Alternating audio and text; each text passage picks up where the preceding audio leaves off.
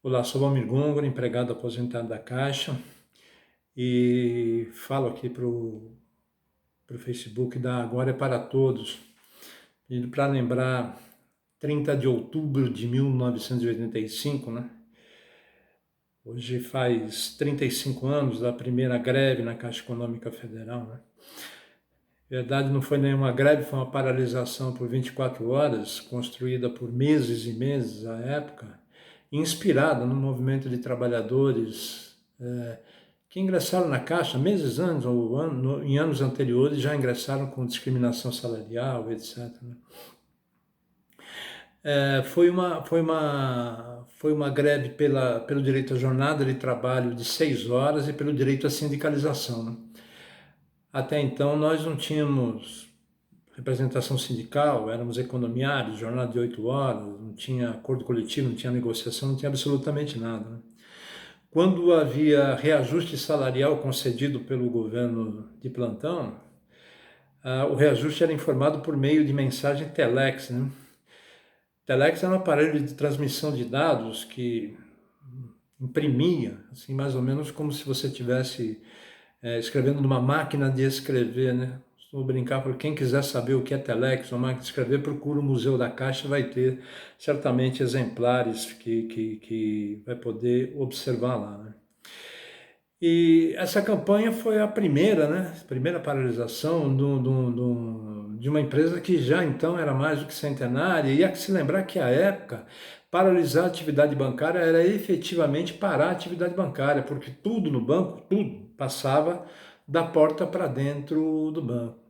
Então, foram os meses construindo aquela paralisação. É, Vimos num período fim da ditadura militar, nova república nascendo, quer dizer, toda uma efervescência no país, e isso ajudou e ajudou muito. Mas o que, sobretudo, foi significativo na época foi que o movimento da Caixa, que estava nascendo, pôde contar com lideranças importantes, pessoas que tiveram uma visão do que deveriam estar liderando, né?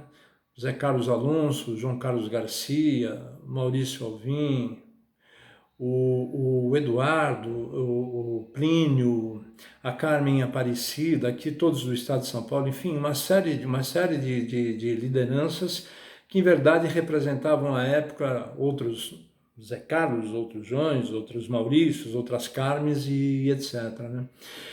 E o movimento foi bem sucedido, nós conseguimos alcançar o direito à sindicalização, o direito à jornada de 6 horas, e daí para frente vieram uma série de movimentos que vão sucedendo até hoje, né?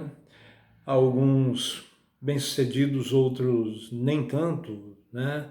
Muitos acertos que a gente costuma lembrar, porque na história a gente gosta de lembrar dos acertos, e muitos erros, e eu costumo dizer para amigos que é bom sempre a gente observar os erros cometidos, porque a gente não os repete, né?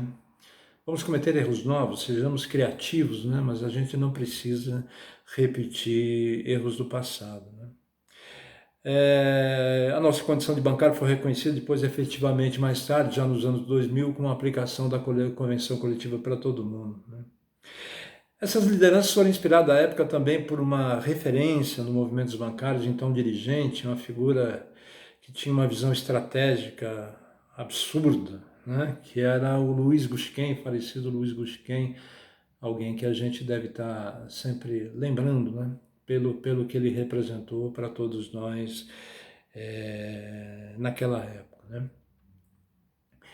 A campanha de sindicalização de 6 horas trouxe para a gente, como eu mencionei, toda a história, e foi feita assim num espírito muito coletivo, das pessoas se unindo, e ela faz lembrar, em alguma medida, a mim pelo menos, né?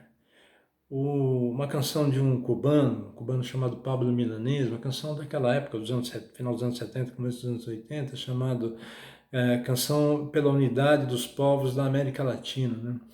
Em que Pablo Milanés diz que o que brilha com luz própria ninguém pode apagar, seu brilho pode alcançar a escuridão de outros cantos, né?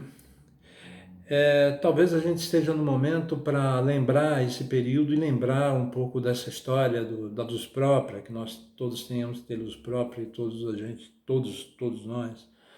Vamos tentar evitar que alguém apague, no momento de tanta dificuldade, observar, conhecer essa história e tudo que veio depois. Acho que é uma lição importante e um caminho importante. Para minha geração foi muito importante e a gente espera que os que vêm agora encontrem nisso uma razão de aprendizado e uma razão para continuar lutando, né? É fundamental.